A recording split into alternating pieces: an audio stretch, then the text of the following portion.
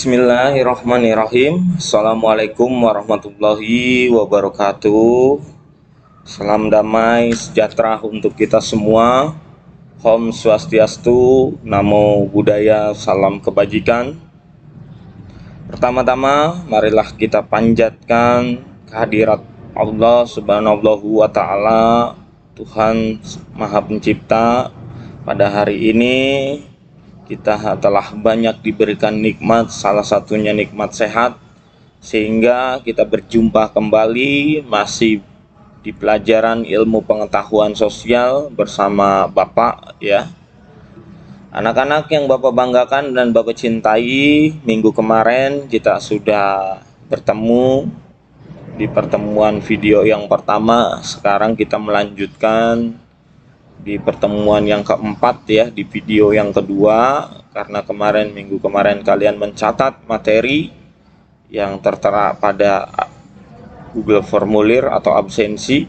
Kita melanjutkan, kemarin kalian sudah Bapak jelaskan tentang ini, tentang tujuan pembelajaran kita ya, semuanya apa yang akan kita pelajari. Nah, sampai sini sekarang kita melanjutkan ke kondisi alam dan dinamika kependudukan di dunia. Nah, kita bahas per benua ya. Pertama yang akan kita bahas atau yang akan Bapak jelaskan atau yang akan Bapak sampaikan yaitu benua Asia.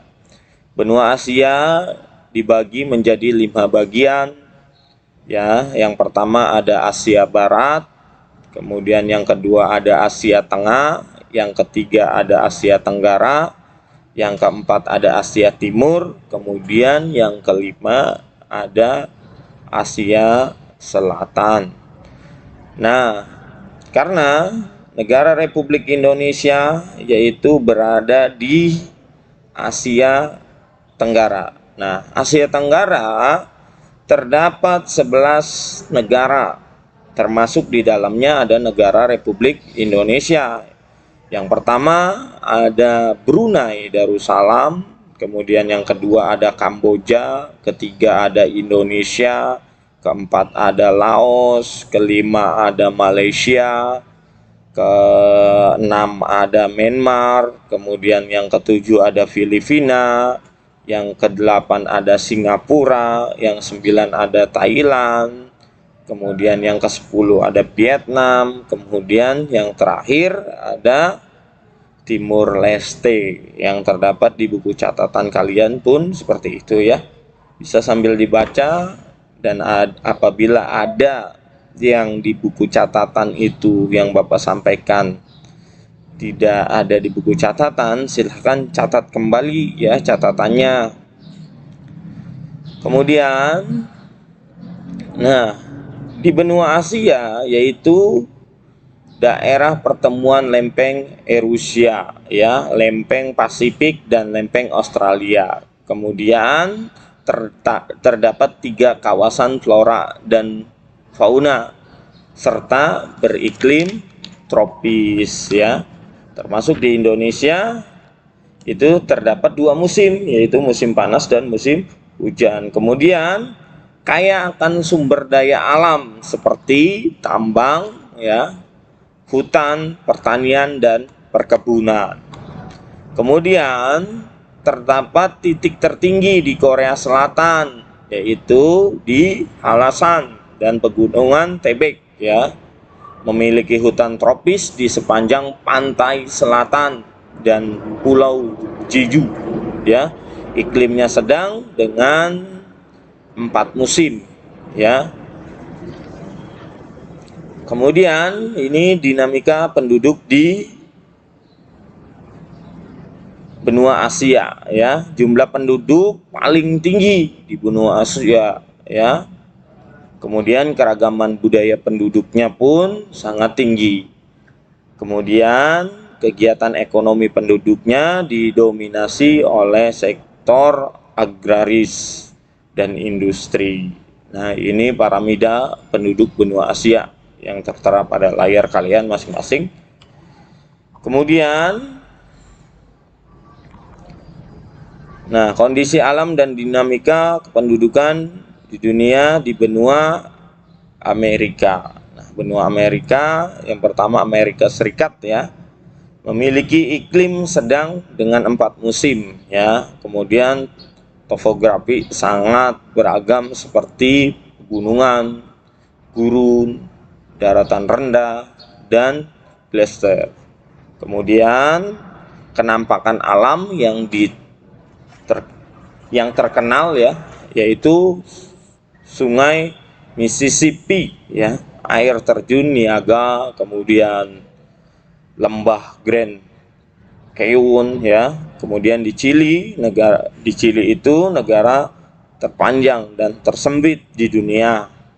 Itu terdapat di benua Amerika ya, negara Chili. Kemudian kenampakan alam yang terkenal yaitu Gurun Atacama. Kemudian yang 2/3 bagian utara Chili terletak di atas lempeng Necha ya. Kemudian ini kondisi kependudukan atau dinamika penduduknya ya. Amerika Utara didominasi oleh negara-negara maju seperti Amerika Serikat, Kanada, itu negara-negara maju. Kemudian lalu pertumbuhan penduduk rendah, pertumbuhannya rendah penduduknya, perkembangan teknologinya sangat maju. Kemudian Amerika Selatan, kegiatan ekonominya didominasi oleh sektor agraris ya. Nah, dikenal sebagai wilayah Amerika Latin. Kondisi perekonomian beberapa negara relatif kurang stabil. Nah, sekarang benua Afrika. Nah, terdapat negara Mesir dan Nigeria. Sebetulnya masih ada negara yang lainnya, cuman ini sebagian yang termasuk di dalam benua Amerika ya. Nah, Mesir yaitu terletak di kawasan Afrika Utara. Sebagian besar berada di daerah subtropis, cenderung kering, arid ya. Kemudian dilewati aliran sungai Nil dan terdapat pegunungan Sinai. Sebagian besar bertutup lapisan batuan Gembi ya. Kemudian Nigeria beriklim tropis, terdapat kenampakan berupa gurun pasir, padang rumput, kemudian terdapat sungai Niger. Nah, kondisi penduduknya, jumlah penduduk besar dengan tinggi pertumbuhan penduduknya sangat tinggi ya, tingkat pertumbuhan penduduknya tinggi. Kemudian persebaran penduduknya tidak merata, banyak masalah penduduk berupa kesehatan, perekonomian, dan tingkat pendidikan rendah ya di benua Afrika ya. Kemudian benua Eropa ya, benua Eropa terdapat di sini yang Bapak jadikan contoh yaitu negara Inggris. Ya, negara Inggris dipengaruhi arus laut panas, Gulf Stream ya, yang sejuk dan basah. Kemudian daerah iklim subtropis terletak di dangkalan Eropa sehingga menjadi pulau kontinental. Kemudian Prancis, sebagian besarnya itu daratan, merupakan dataran rendah ya. Di Prancis itu terdapat cekungan yang dikenal sebagai Masif Sentral. Kemudian kondisi penduduknya di Prancis yaitu ini piramida penduduknya ya, terjadi fenomena aging population ya, di mana terjadi peningkatan umur harapan hidup yang diikuti dengan peningkatan jumlah lansia. Jadi banyak lansia di sana. Kemudian tingkat pertumbuhan penduduknya rendah, tingkat kesehatannya, perekonomiannya, dan pendidikan relatif baik. Banyak negara maju di benua Eropa tersebut. Kemudian benua Australia ya, kondisi alamnya terdiri atas 3 zona yaitu dataran rendah tengah ya, dataran tinggi timur, dan plano barat besar. Iklimnya tropis, subtropis, gurun, dan iklim laut sedang. terdapat kenampakan The Great Barrier Reef ya. Fauna khas Australia berupa berbagai jenis reptil dan hewan berkantong ya.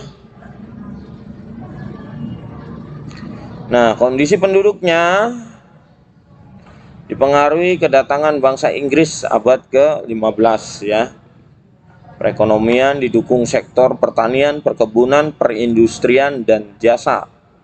Tumbuhan penduduknya lambat di benua Australia. Nah, pengaruh perubahan ruang dan interaksi antar ruang di benua Asia dan benua lainnya. Nah, nanti kita akan bahas di pertemuan berikutnya ya. Nah, ini kita interaksi antara benua Asia dan benua lainnya. Nanti kita akan bahas di pertemuan berikutnya. Mungkin untuk hari ini hanya itu yang dapat Bapak sampaikan. Mudah-mudahan kamu dapat dipahami. Apabila misalnya ada pertanyaan-pertanyaan apa yang Bapak jelaskan, silahkan untuk WA atau japri ke WA Bapak ya. Serta jangan lupa diisi soal di link absensi ya. Soal-soal latihan yang kaitan dengan mata pelajaran yang Bapak sampaikan diisi dengan baik dan benar, dan diharapkan setiap video yang Bapak sampaikan tonton sampai dengan selesai. Mungkin itu saja yang dapat Bapak sampaikan ya.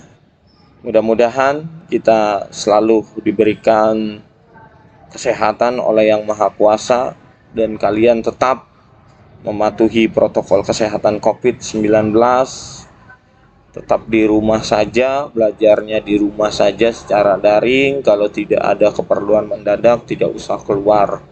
Tetap memakai masker, mencuci tangan, menjaga jarak ya, supaya kita terhindar dari wabah COVID-19. Nah, itu saja. Sekali lagi Bapak ucapkan terima kasih yang sudah menonton sampai dengan selesai. Wabillahi taufik wal hidayah. Wassalamualaikum warahmatullahi wabarakatuh.